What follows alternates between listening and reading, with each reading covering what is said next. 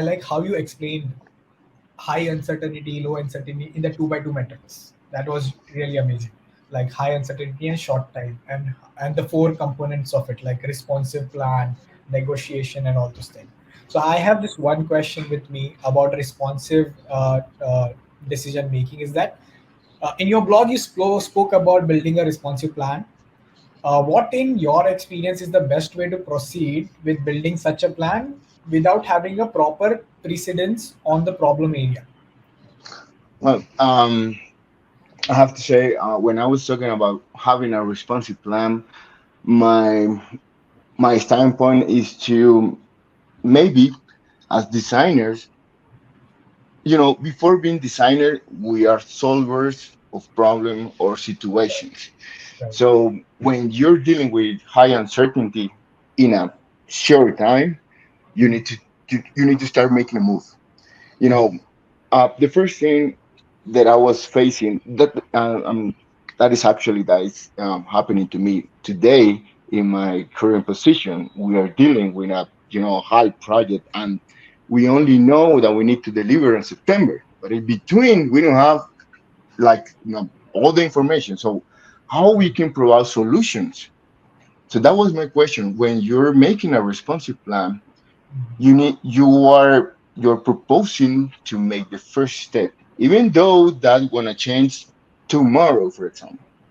But making the first change, making the first move, it will give you a sense of progression on something. I mean, in a high uncertainty project, you cannot see the end game of thing. You Right. cannot see how long it's gonna be. The path you need to build to get the final answer. But Right. taking the first move, just one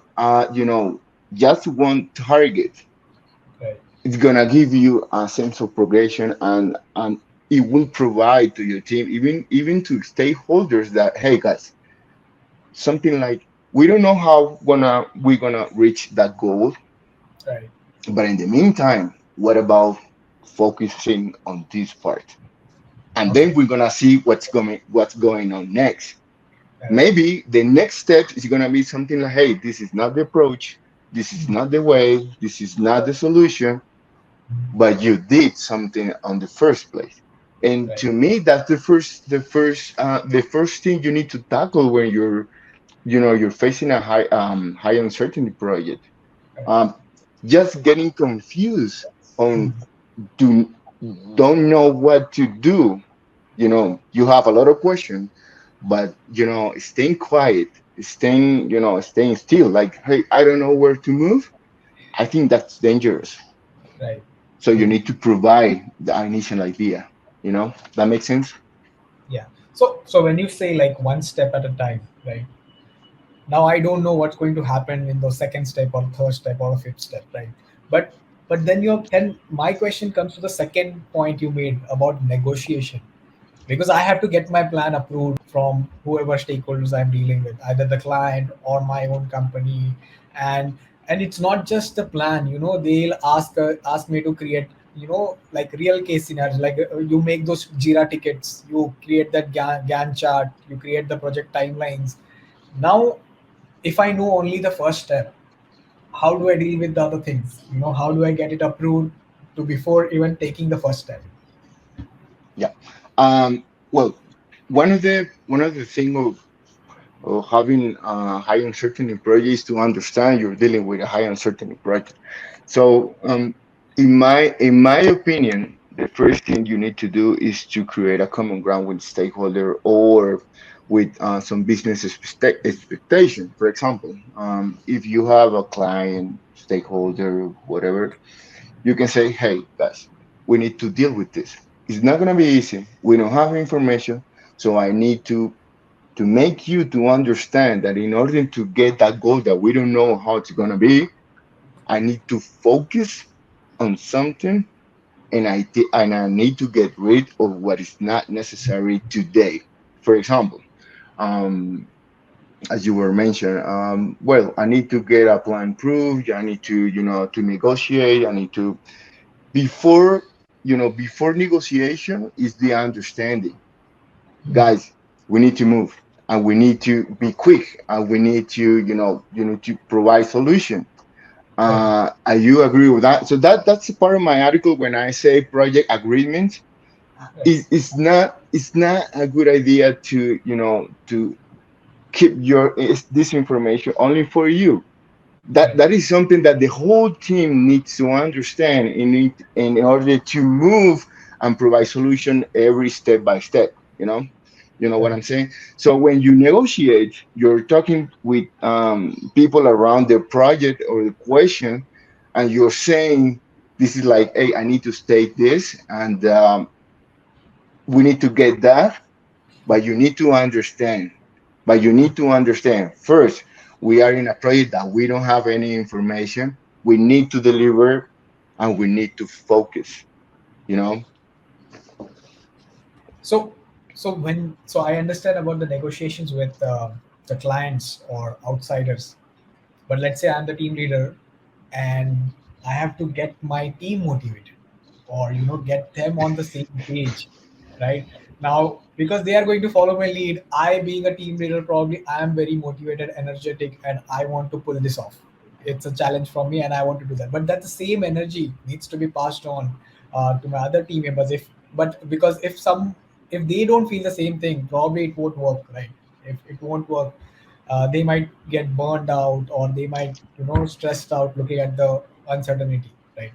Yep. And that shouldn't happen. So how as a project product manager, how have you been dealing with these things?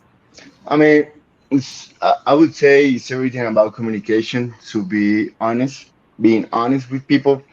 Because in a day, I mean, facing high uncertainty, it can be stressful for people if you don't manage, Right. if you don't manage well. For example, extra hours of working, high stress, not knowing, maybe reprocesses back and forth, and that's something that we need to communicate at the first moment. Guys, we're gonna face this. We don't have the information, and some bad things might happen. It is my mission to protect you for that stress, and that pivoting in negotiations, pivoting in ideas or decision. So be prepared. What we wanted to accomplish here is to provide a solution, but in the path, in between, we need to stay together. To me, it's more like when you're dealing teams, you're dealing essentially people. Mhm. You need to be honest.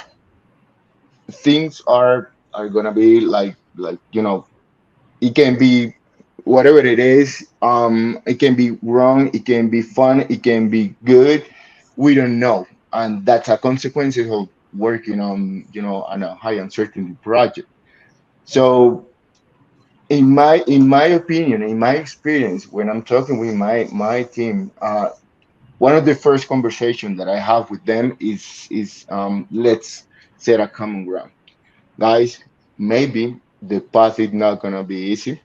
It can be, it can be back and forth. So let's be prepared. So Okay. if we see someone struggling with some decision or some step we need to make. I'm sorry. That is on us. It's a unique problem. It's not about one designer. It's everything about the theme, the unit. So that is my standpoint on that question. Fair point. So, when you do this, like, is that like, do you take like kickoff meetings every weekly, or how do you? Because see, nowadays, like when everything is becoming like work from home, a lot of miscommunication might happen, or that is a possibility. How do you deal, like, keep the communications intact? Like, do you do everyday meetups, or to keep the stress low? Because in a very high uncertainty situation, very stressful situation, like probably you have to deliver something in 1 month. Now that 1 month is going to be a huge task for everyone Yeah. of the, Yeah. as a Uh, leader. Yeah. I mean, as soon as I get the information or the need or the request, I mean, we have. weekly meetings, we have one-on-one meetings, we have daily stand-up or whatever. But to me, as I was mentioning at the beginning of the interview, I'm not like just a framework person.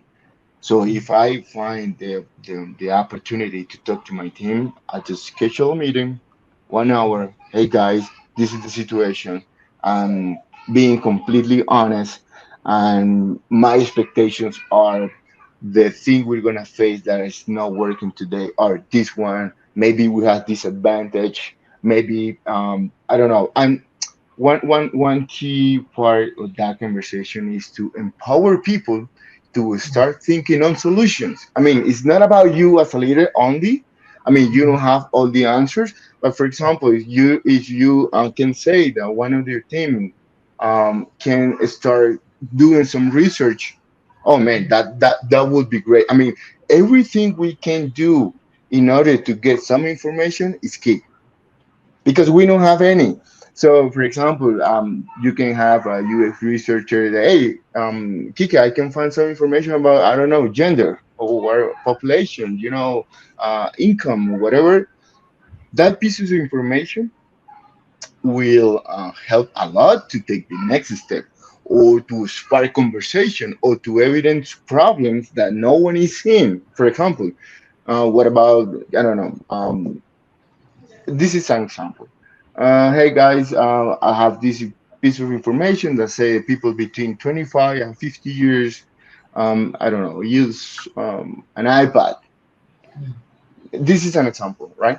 So with that piece of information, I can go to a high level meeting and say, hey guys, we're not seeing the full picture because the solution we're trying to build is not for that demographic target, for example. Oh man, that can be something, So we're start building some steps to get information. So I would say being honest and encouraging people to look for information, that's key, and it's gonna be so helpful for the project. Right, right. Interesting point. So, going to another point, as so because I recently, like 2 years back, I graduated from my design school. So in design school, you have been taught, like, go through a process. There is a design process which doesn't fit the real world. Like after I got out of and I started working, it was not the case. You have to get things done on the job, right? And you wrote an interesting point, like beyond fancy concepts and frameworks, and the UX relies on an essential human input experience, that is logic. Yeah, logic usage. Yeah, right. Yeah, that was And actually I will let me repeat that, so that because I got stuck with that. Okay. Beyond fancy concepts and frameworks, the UX relies on an essential human input, experience, and logic. What is the story behind that? Like how you came to that conclusion? that was actually that was an article I wrote last year, I think, and I was struggling. I was struggling. You can find the article, the full article on Medium on my blog. But I was struggling because I was in an e-commerce company, and I was the new guy in the team. I was the leader of the team, but I was also the new guy. In a way, I was the guy who knew less about the business. I mean, that was the first time that I was facing an e-commerce industry, but my team had a lot of experience on e-commerce. So to me, it was tough to lead a team by not knowing anything about e-commerce. So that was really challenging. So I was, my mindset is to UX is not nothing but logic, human logic. For example, I mean, starting from the name, user experiences. We all are users of any kind, Correct. of any artifact. It's Correct. not something related only to websites. It's not. That is a mistake. So when I was working with this team, they were very close to get some idea on how to solve or on how to approach some challenge, for example. So they were confused about, oh, this is a user story mapping, or this is a, you know, design system, or this is a service design. We don't know. So they were like, hey, we don't know how to move. And that was the moment when I say, hey guys, this is not about a framework. This is not about an artifact. This is how about you can through logic makes a solution. So at the end of the day, we ended it by building some new artifact with names, crazy names, and whatever. But we solved the problem. So my conclusion it was like, it's not everything about frameworks. It's about how you can provide some logic to a solution. For example, I was talking about that in the article when I was talking about user experience and logic. So you have everything start with a context. In that context, you have a challenge. Yeah. To get those challenges solved, you need a solution. You need an artifact, or you need something. Correct. But that artifact, it needs to provide some coherence between what is expected and what is expected to solve and what is expected to get through that situation. For example, if you have a close button Mhm. and you click on the close button, but it doesn't close anything, it's not coherent. It's Correct. not logical.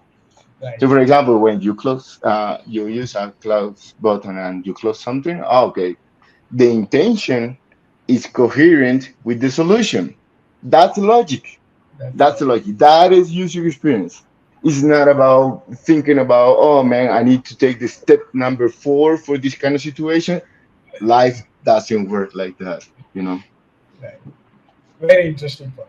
Right. Because as designers we used to, we have a process. You empathize, you define the problem, you ideate. Not Right. always. Not always. Not Right. always. I think not always is in the industry it's never going to happen that way. Right. You Never. you don't have the time to follow the entire design process. Yeah. Correct. Yeah. So, it is said that ideas are cheap, but execution makes the difference, right? And in your article, you wrote about something called as product hypothesis. So, to execute something, you need something to look for because we are taking one step at a time, and you don't know the final thing, but you created a product hypothesis about it. How do you approach that? Like for if you have taken any example, if you give us an because it is in imaginary hypothesis you are setting, right? But you also have to communicate. For me, for if it's only for me, then it's fine. But that needs to align with my team members also, the client also. So the hypothesis cannot be completely hypothetical. It needs to be at realistic at some point, right? So how do you approach this? Um. Okay. Let's say when I'm talking about hypotheses, is something that we need to touch in a way, but Okay. it's not the final game. It's not the end game. Maybe it's not the solution that we were expecting because we work without a complete information. So for example, maybe the need is to we need to get more followers, and that's it. That's the need. I mean the form of the solution, we don't know it.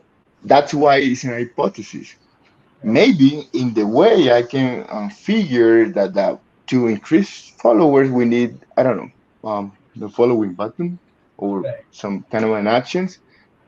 I mean, maybe that button, it's only an idea to be tested. That's why it's an hypothesis. It's not the final shape of the solution, you know. So when I'm saying we're building something out of a piece of information, the results it always win an hypothesis because it's not complete.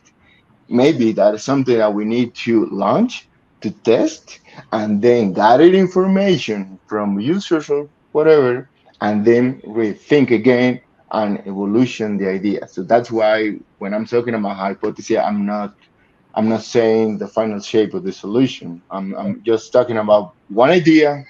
Mhm. Um, we get an idea of a need, and then we got an idea of a solution. That makes Right. sense? Yeah. Yeah, I asked this question because you also spoke about uh, progression, right? So if I don't know where I'm going, how do I measure the progression? So that's Yeah. why I asked that question. Like, how do you do that hypothesis so that we can I mean, do that? progression in this type of projects is something that you need to feel that Mhm. you are filling gaps of taking stages, Right, but at the end it's not something that we can measure because we don't have information. right, But it is important for the people to understand and to see that we are, building something. I mean, what I'm saying here is not to feel that we are going ahead. I think it's dangerous and can be stressful for the team because right, your team can feel like, hey, we are doing a lot of work, we are putting a lot of effort in here, but we don't see where are we going. So right, maybe as a manager, you can say, you can provide a notion of progression, even though you don't have, the full picture. And that's something that can change the mindset or feeling on your team where you're doing something, they're doing something, and they're seeing that something is building out of that is little right, pieces of information, right? So I would say it's nothing like we need to measure, maybe, but it's something that you can feel and you can be gratified with the thing you were doing, right? right. Because that progression also gives like, okay, something is achieved, even if it's like even 1%, like some we moved ahead. That for the entire team, it's a motivation, right? Correct. Yeah, that's the whole point. Yeah. So with the same angle of motivation or stress, when it's a high uncertainty projects and the environment becomes very stressful and everyone is stressed out and burned out, how do you do, like, try to bring the energy back, or like, even it's like 15 minutes, we just go out and play some game out there, right? And, try forget the project uncertainty and project expectations, and we just do something else and then come back, like, Yeah. so what things you try to do to bring that Well, energy back to the team? well, in my case, the first thing, as I mentioned, is to be focused on what is necessary.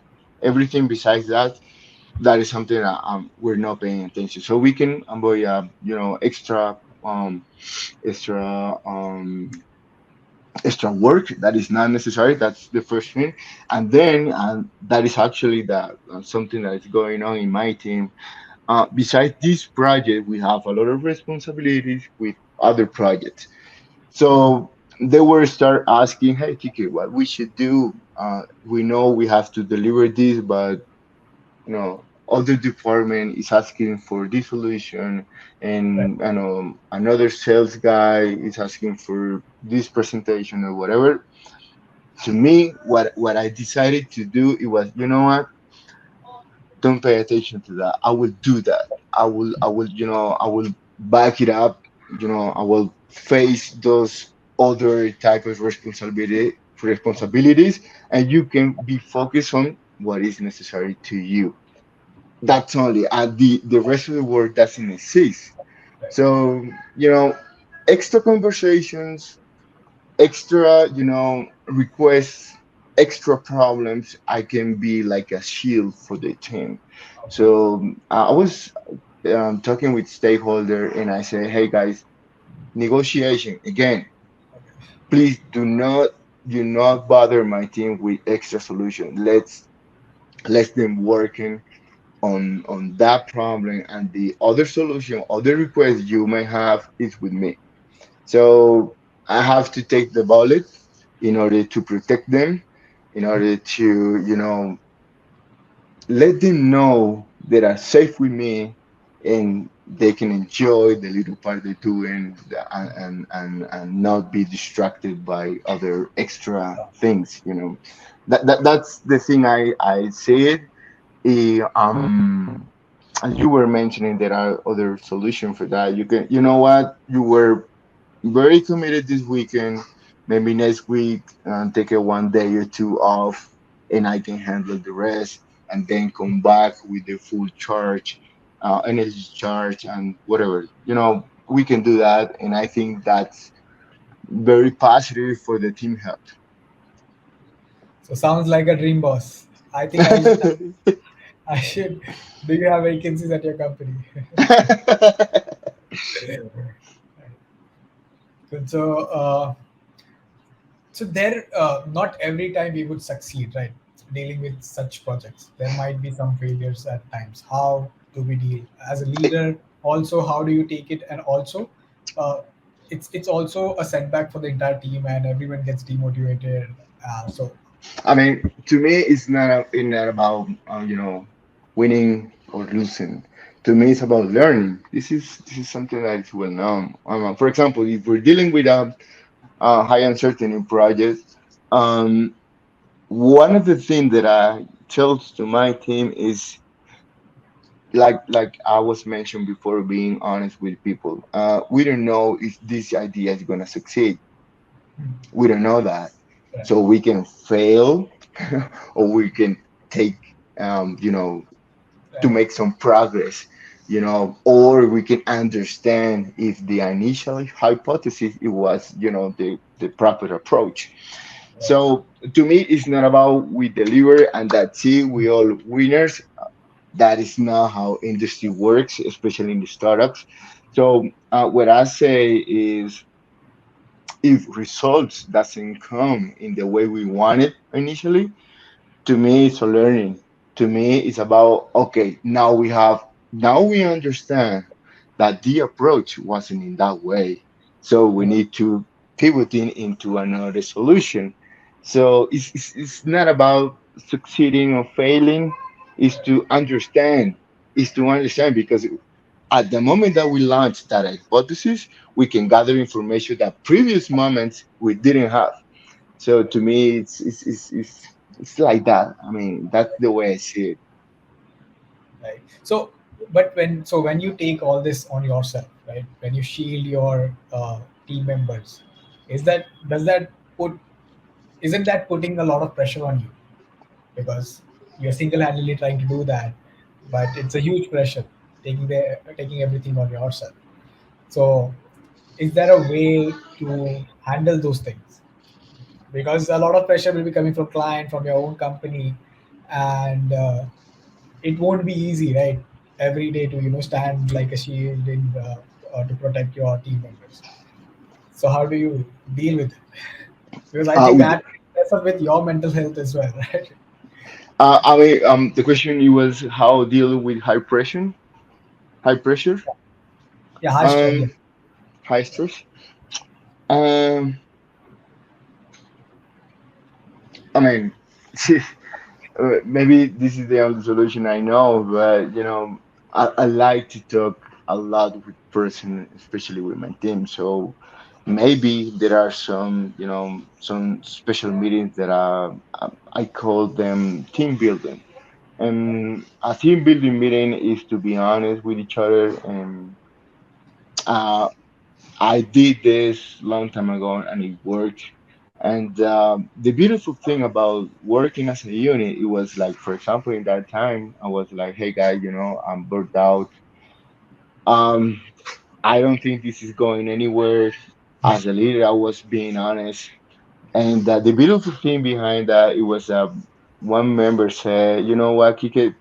Take you 1 day or two to get off of the office, and we can handle this." You know, when I was even they sent me some food to my house, and that was beautiful. And when I saw that, I said, man, maybe we don't know where this is going. Maybe we don't have the information, but this is such a good thing to work with people like that. I mean, like, if you're Yeah. falling, I'm right here. to, to take your spot and fight for you. So maybe this is a little romantic, maybe all teams are not like this, but as a leader, maybe you can fail. I mean, as a leader, you might fail, Right. and you can feel the stress of, making decision, leading, creating a vision, putting together whatever you piece of information you may have. But beautiful thing is you can count with every member of your team and they can back you up, you know? Right. I think that that's the important point, right? Because the result don't matter, like the journey and the people you Yeah, share that journey with, right? yeah, That also helps you make really good designs or deliver good projects, I think. that's right. Uh, yeah. That's So right. that was amazing. So one more question I have is, do you think, like it's from my personal experience, like do you think high uncertainty projects actually deliver good innovations? Or let me rephrase this, like For sure.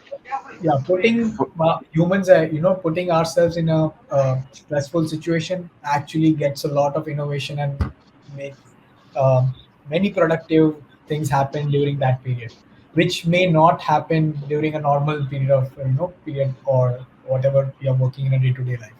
But if you give me, like, if I tell you, okay, you have 30 days to do, and the same thing I'll tell someone else to do in 3 days, a 3-day guy, the end product might be messy, but he might actually come up with a little better solution than the guy who is doing for 30 days, right? So yeah, what's your thought on that? Because I'll give you an experience of mine, because I was attending this university as an exchange program. I got selected and I was doing this program in Aalto University, Finland. And there was this program called as PD6 project, called as PD6. So it's a product development in 6 hours. So there were teams coming from different countries, and everyone were given a problem statement. And in 6 hours, and you so the problem statement was given for the first time. Okay, uh, we we haven't heard about the problem statement, nothing, and you have to work on that for 6 hours. You have to make a prototype, you have to make a presentation also, and at the end of 6 hours you have to present it in front of everyone. wow. And you can use any resources in the university, like you can use the dustbin, you can do whatever you want. So that also tells me, like, it's highly uncertain. We have very less information, right? We have very less resources, because we don't even know the resources we need, and we don't even know what will be available at the campus. We are Hmm. using like rock, we are using like bricks and all stones and dustbins to create our prototypes, right? But in 6 hours, whatever we did, right, for the project or presentation we presented, after that we were given 9 months to develop that project. And trust me, that 6 hour presentation and the 9 month after that presentation hardly had any difference. There were incremental changes, but that 6 hours gave us the entire timeline, what we want to make for that problem statement and everything, and it was all ready. We just tried to do those, brush up and make some incremental change, make it a little better. The prototype which was made with the dustbin, now we made an actual product with it, but the solution was the same. Like in 6 hours, we were able to do that. So that was a very great experience for me, putting myself in that situation and doing that. So because you wrote such an amazing article, what is your thought on that? Wow. I mean, I have to say, 6 hours to create a solution, that was amazing. That was tough. So when I'm I mean, when I think about higher uncertainty, I'm thinking about surviving in a way, and that was the thing you did in 6 hours. Right. You were surviving to a challenge. So to me, when you're in a survival mode, you need to be autonomous.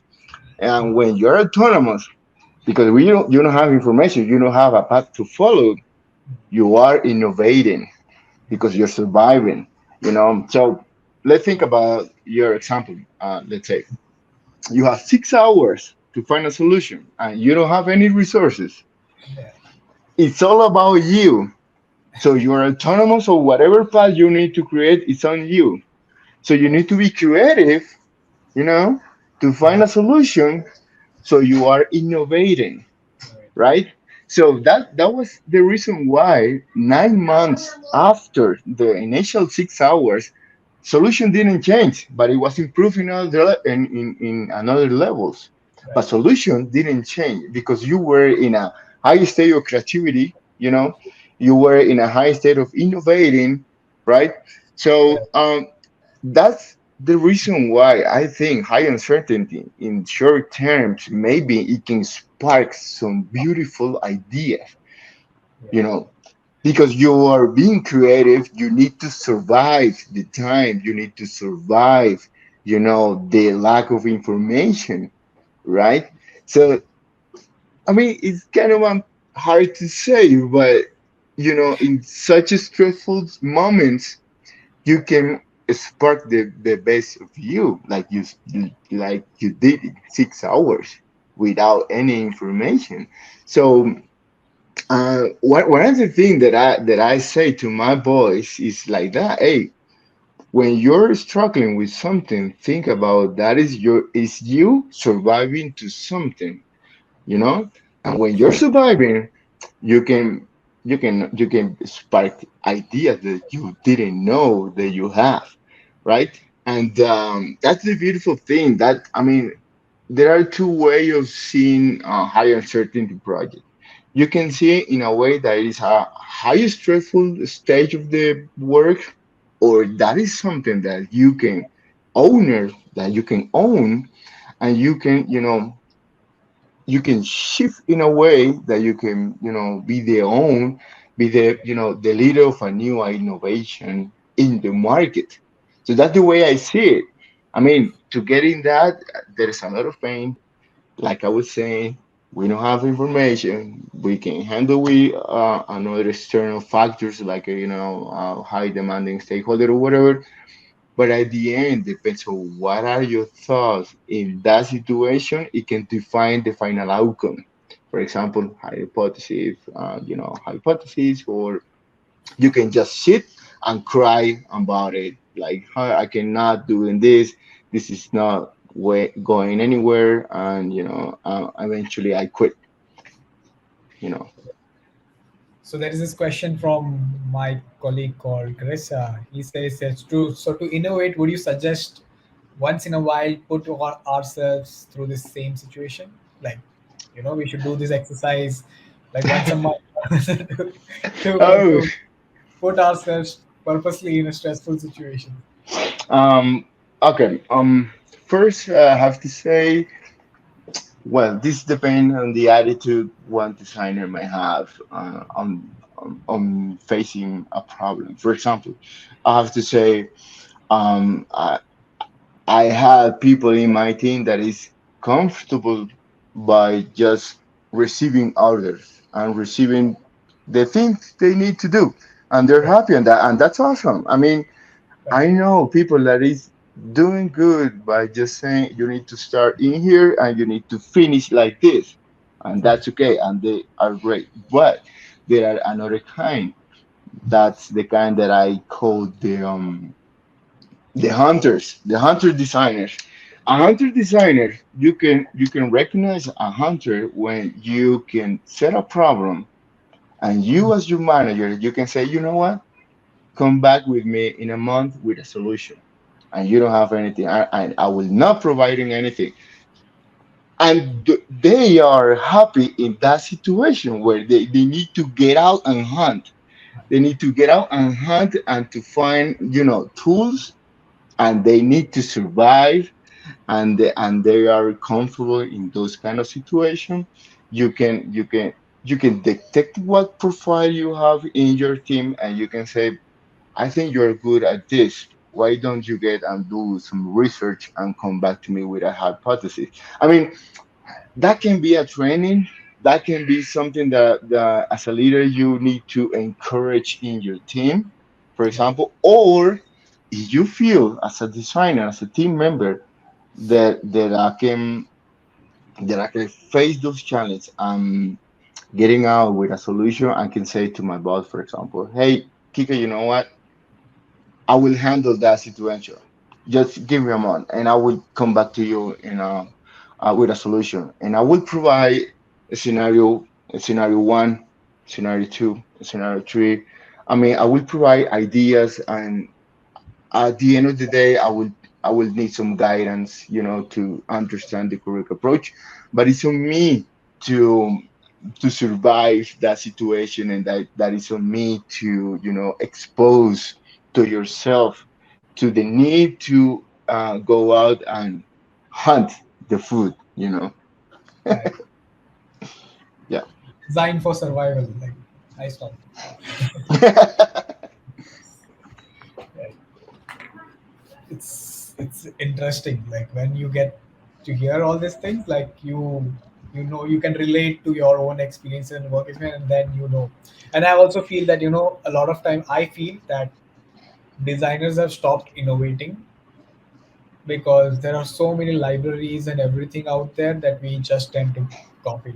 And I don't think copying is wrong, but I think we are not putting ourselves in those situations to actually innovate. We are good with those templates, and we'll create an experience out of that, but we are not going out of our comfort zone.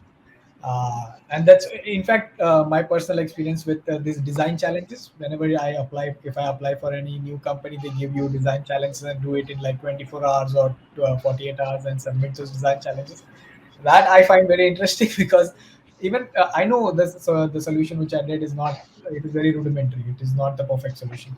But in those 2 days, whatever I do, whatever I go on the internet, talk to users here and there, and come up with a portfolio and come up with a solution, it makes more sense, and I actually enjoy doing it. Like you said, the hunter mentality, right? You go out and you hunt with whatever tools and resources you have.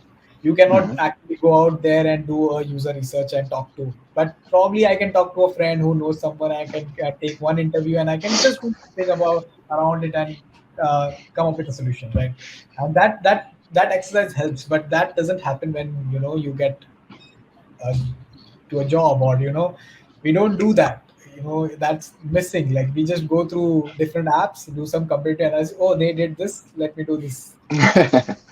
And in the name of users are very getting used to this particular flow, so let me use that. I know that they are getting used to it, and we should replicate the same thing everywhere, but somewhere we could do our own thing, and not everywhere you should do that. Like everywhere you should not. So yeah, amazing conversation. But one more question I have about Please. something you invented about impact mapping, which I missed out. Okay, that was the example I was mentioning when I was the new guy on the company, on the e-commerce company. I didn't know anything about business, and impact mapping was just one way we come up with a solution. It is not a framework. It's not an official. It's not an official process. So I remember that at time my guys were like, "Hey, Kiki, we don't know what you want. You say we need to evidence this one and this situation, this problem, but that is not service design system. This is not user story mapping. This is not what is that you want?" So they were confused about what artifact I need to use to evidence a problem. So I was like, "Hey guys, please, this is about being innovative. I mean, this is about being creative. You need to create something to solve something. I mean, Right, imagine if you're lost in an island. I mean, in order to survive, being alone without any food, let me know if you're gonna think about process number two on the army. I don't know, kind of a surviving model of the. That's not the way it's work. right, right, So that's a lie. I mean, it's not a lie. It's actually good thing to know how to proceed in some moments, but real life doesn't work like that. So I was like, "Hey guys, we did a workshop, and I was like, "Hey guys, we have this problem." That was actually new use case we were trying to understand in our current system. So I was like, imagine that the whole experience starts. Okay, I don't know. A buyer buying some product on the online system, right? So when this guy take the next step, they can face a problem in here because whatever I can remember now. So right here in this step, you need to evidence that we have an impact, and then that impact can have some consequences on the next step, and so forth and so on. So that's why we decided to create a map where impacts are located, and they were like any suggestion solution to spark a conversation with stakeholders and say, hey guys, this is how the system works. But in these steps and these steps and this step, we can face problems because of this reason, this reason. And that was the way we made a global understanding of the problem that stakeholders weren't seeing at that time. So was it something official? It wasn't. Was it something effective? It was. It was effective, and we didn't have names for that. So after that, they were like, "Okay, you were right. That is not a service design. That is not a user story mapping. That is not whatever. This is a map. It is a map of impact."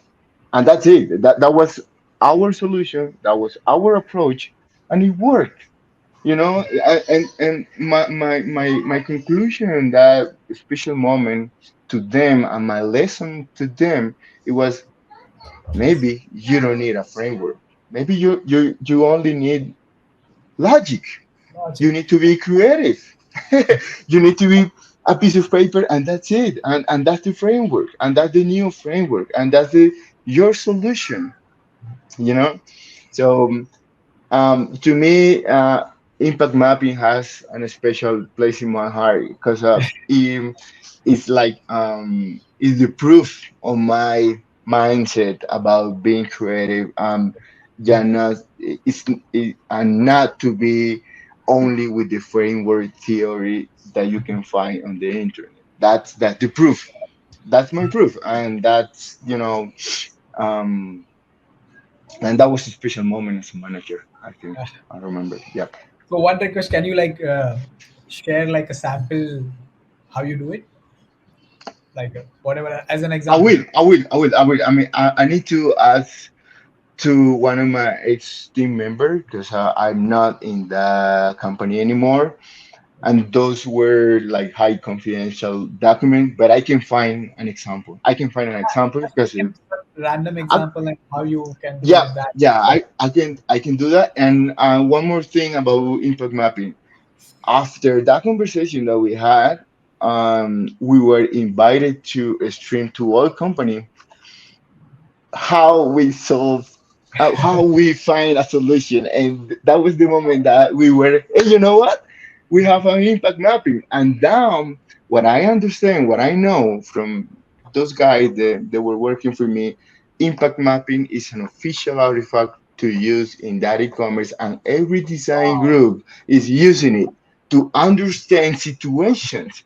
So not knowing that, I was like, oh man, I was so right on this. I was so right on this. And that another thing that maybe you can find an article in my blog that is why a design team needs a design hub. And I was talking about, as a unit, we need to centralize information, Right, dreams, expectation, whatever. right. Actually, you were commenting on someone in China just read the article and say, "Hey, you know what? This idea is so innovative. We can apply it here in China. Can I translate it?" That was a new artifact that we invented it, and that is official also in the company. And every design group has a design hub, and they have a mapping impact, impact mapping. I'm sorry, and those are like my babies.